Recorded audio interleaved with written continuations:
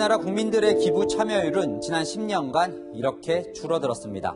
이웃을 향한 나눔의 손길도 뜸해지고 있습니다. 식재료 기부와 후원이 급격히 줄면서 무료 급식소들은 배식 횟수까지 줄이고 있는데요. 취약계층을 위한 전국 연탄은행 기부 규모도 절반으로 줄었다고 합니다. 한국의 기부 참여는 왜 이렇게 줄어드는 것일까요?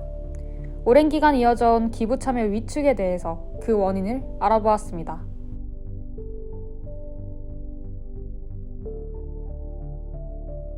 기부단체가 벌이는 선행보다 일단 그 벌이는 악행 같은 게 일단 제 귀에 먼저 들어오는 게 그 이유일 것 같습니다.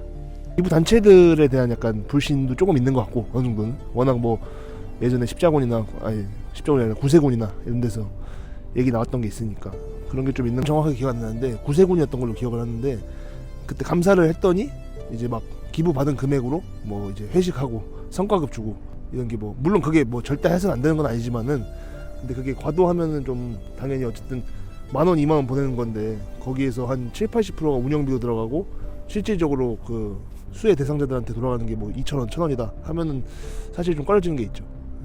기부 단체를 일단 기본적으로 믿지 않고요. 기부를 한다는 게 뭐 세상이 바꾸는데 일조를 한다고는 생각은 하지만 그 척도가 과연 클까라는 거에 대한 의문을 가지고 있습니다. 기부 참여를 안 하는 이유로 가장 많이 거론된 것은 일부 단체로 인한 기부단체 전반의 불신이었습니다. 과연 시민들은 기부단체를 얼마나 불신하고 있을까요?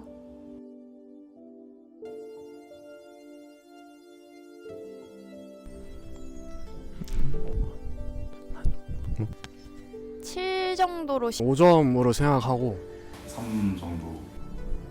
4?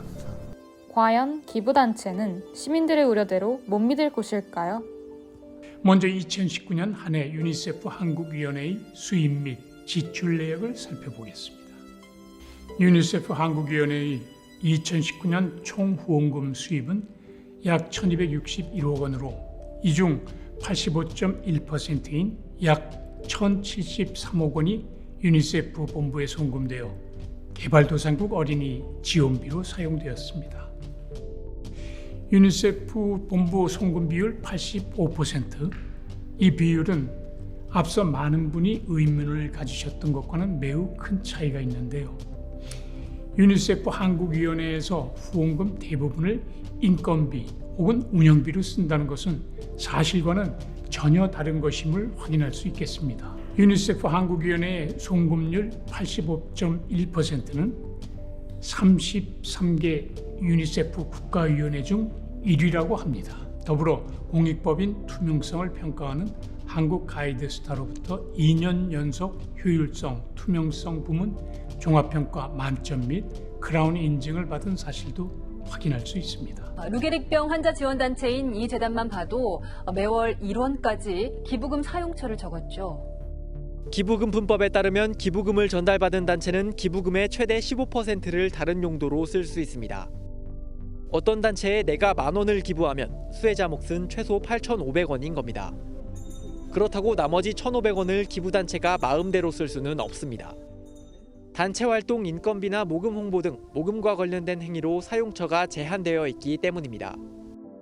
통상 기부단체는 받은 기부금의 약 12%를 모금 홍보비, 4% 정도를 인건비로 쓰는 것으로 조사됐습니다.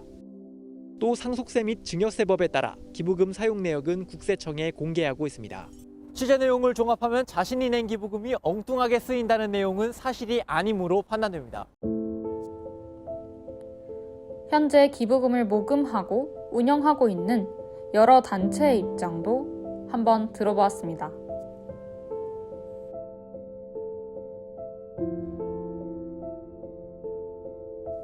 운영 수수료 같은 경우에는 별도로 책정되어 있는 내부 기준은 없어요. 하지만 기부금 분법 모집 및 사용에 관한 법률에 따르면 모금하는 곳들은 모금 비용의 15% 이내에서 운영비를 사용하도록 되어 있어요. 그래서 저희는 그 기준을 준용하려고 노력하고 있고, 그래서 10% 아마 내외로 전반적으로 사용되고 있는 것으로 알고 있습니다. 그리고 저희가 기부문화연구소라고 연구소가 있는데 몇 년 전에 다른 지역민 조직들 대상으로 운영비를 몇 프로 쓰시나요? 라는 질문을 한 적이 있어요.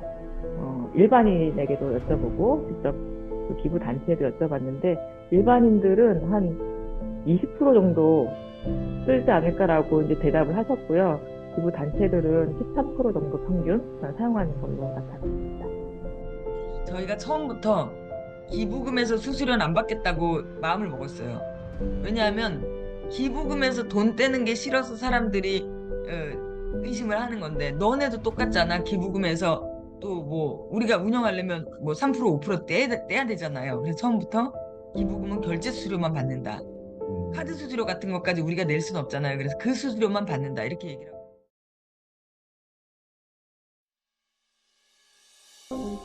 블록체인이라는 기술 자체가 블록체인에 뭐가 한번 기록이 되면 고치거나 지울 수 없는 기술이에요. 그리고 블록체인은 이제 뭐 분산 원장이라고 해서 여러 사람들이 같은 내용을 복사해서 여러 노드에다가 실어 놓는 거라 만약에 그 내용을 공개해야 될 필요가 있을 때 얼마든지 한 사람이 갖고 있으면 그걸 안 줘 그러면은 못 주는 건데 그래서 기부 내역에 대해서 투명하게 남들과 공유할 수 있다. 물론 뭐 보안이 돼 있어서 아무나 볼 수 있는 건 아니지만 이제 그런 의미에서 블록체인이 기부랑 굉장히 잘 맞는 기술이고요. 체리에서는 보통 사람들이 무슨 말을 많이 하냐면 내가 기부를 안 하는 이유가 내가 낸 기부금이 어디에 쓰였는지 몰라서 안 해 라는 말을 많이 하세요. 그래서 체리에서는 내가 낸 기부금이 언제 어디로 전달되고 어떻게 사용되었는지를 보여주고 그 내용을 블록체인에 기록하는 그런 형식으로 만들어져 있어요. 그래서 택배가 전달되는 것 같이 지금 돈이 어디 가고 있는지를 볼 수 있습니다. 그리고 각각에 대한 블록체인 기록도 볼 수 있습니다. 네네. 저희는 재단법인이고요. 재단법인이 지켜야 될, 그러니까 반드시 해야 되는 공시들이 몇 가지 있거든요. 그것을 좀 소개드려보고. 투명성을 위해서는 일단 재정적인 부분을 제일 궁금해하실 것 같아요. 그래서 기본적으로 연차 보고서를 내고 있고 재정 보고를 홈페이지에 기본적으로 하고 있습니다. 이건 법적인 의무사항은 아니지만 아마 저희 같은 비영리 조직, 모금을 하는 조직들은 기본적으로 하시고 있을 거라고 생각이 돼요. 그래서 여기에 이제 세세하게 우리가 어디에서 기부금을 받았고 어떤 사업에 얼마를 쓰고 있습니다라는 것을 보고를 하고 있습니다. 네, 그리고 이거는 저희가 의무적으로 해야 되는 부분들인데요. 보기에도 굉장히 많죠. 사실 투명성을 위해서는 이런 의무보다도 기부자나 일반 시민들과 소통하는 것이 굉장히 중요하거든요. 그래서 저희 재단의 경우에는 기부자들에게 이제 예우로 사업을 알리는 이메일이라든지 뉴스레터 그리고 문자 등이 있고요. 그리고 기부자들의 사업에 따라서 어떤 특정 사업에 기부를 하신 분들께 이 사업이 얼마가 모금됐고 얼마를 누구에게 사용했습니다라고 이제 수시로 문자도 보내고 있습니다.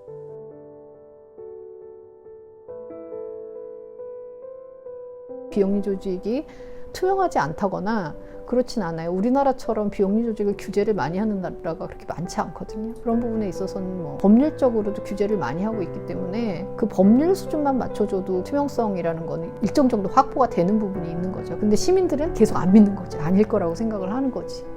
그리고 안 믿는 사람들은 비영리 조직에서 주는 자료도 안 봐요.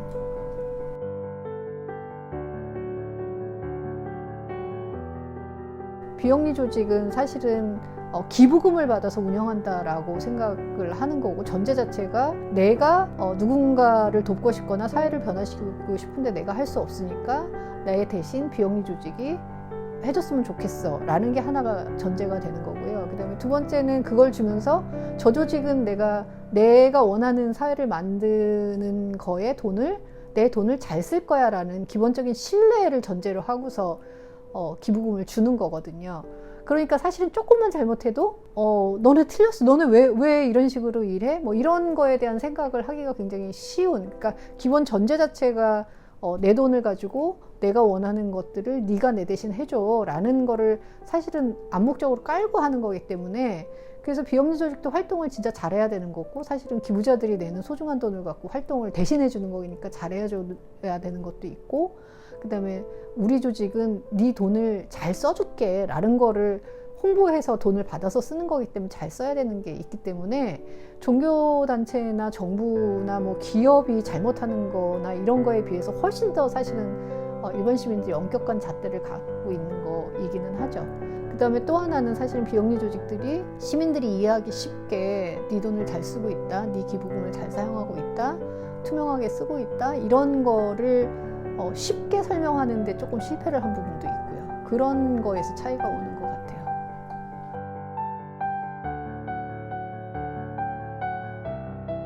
사실 인식 때문이라고 그렇게 생각을 해요. 소수의 몇몇 단체들 혹은 이미 큰 단체들이 몇 번의 부정을 겪어왔고 여러 가지 사건들이 많이 있었잖아요. 그런 사건들이 많이 퍼져서 사람들의 인식이 뿌리 박히게 됐던 거라고 생각을 합니다. 그러면 기존 기부단체들은 이 인식을 바꾸기 위해 노력을 해야 되는데 그들은 너무 관성에 젖어 있어요. 솔직히 얘기하면 대부분의 큰 기부단체는 투명한 편이거든요. 세상에 회계와 숫자만큼 정확한 건 없으니까요. 근데 그들은 단순히 난 투명해라고 자기가 주장할 뿐이고 듣는 사람들이 어떻게 들을지, 일반 대중들이 어떻게 생각할지를 전혀 고려하지 않고 있어요. 왜냐면 아까 말씀드린 회계자료나 블록체인이나 이런 건 너무 어렵거든요. 사람들 요즘 그런 말 많이 하잖아요. 3줄 이상 넘어가면 안 읽는다고. 사실 그런 복잡한 자료를 건네봤자 소용이 없기 때문에 그런 인식 자체가 변하지 않다고 생각하고 있습니다. 하지만 저희는 여기서 의문이 들었습니다. 사실 세계적으로 보았을 때 한국이 유독 기부금 사고가 많았던 것도 한국의 기부단체가 유독 정보 공시를 어렵게 하는 것도 아닙니다. 그렇다면 한국의 기부 참여율이 저조하고 기부단체에 대한 불신의 이유가 우리 사회에 있는 것은 아닐까요? 그거는 되게 심도 깊은 이야기인데요. 기본적으로 한국 사람들이 사회에 대한 신뢰도가 낮아요. 신뢰 수준이 낮은 것 같기도 해요. 그냥 전형적으로. 그리고 이게 사회 구조 자체가 사실은 시민사회 영역이 굉장히 탄탄한 사회라고 보기는 어려워요. 되게 정부의 의지, 재정 지원이나 이런 데 의지도 많이 하고 있고 그런 부분이 있고, 그다음에 기본적으로 시민사회가 먼저 활성화되고 나서 뭐 정부가 만들어주고 이런 구조는 조금 아닌 것 같아요, 역사적으로. 그래서 기본적으로 신뢰도 자체가 내가 보기엔 그렇게 높은 사회는 아닌 거고, 그 부분이 하나가 있고, 그다음에 한국 사회가 지나치게 이제 개인주의적인 경쟁 이런 거를 강조하는 사회가 되다가 보니까 내 대신 활동을 해주는, 아니면 우리가 다 같이 사회를 바꾸는데 기여하고 이런 거에 대한 인식, 개인주의적인 경쟁 이런 거보다는 조금 낮은 거는 맞는 것 같아요. 그래서 남을 잘 안 믿는 것 같은 느낌이 있기도 있어요. 처음에 말씀을 드렸지만 한국 사회의 비영리 조직들은 생각보다 투명해요. 생각보다 투명한데 그냥 사람들이 안 믿고 싶은 거고, 누군가 이렇게 쉽게 희생양? 욕하기 쉬운 대상? 뭐 그런 정도일 수도 있겠다라는 생각도 있어요.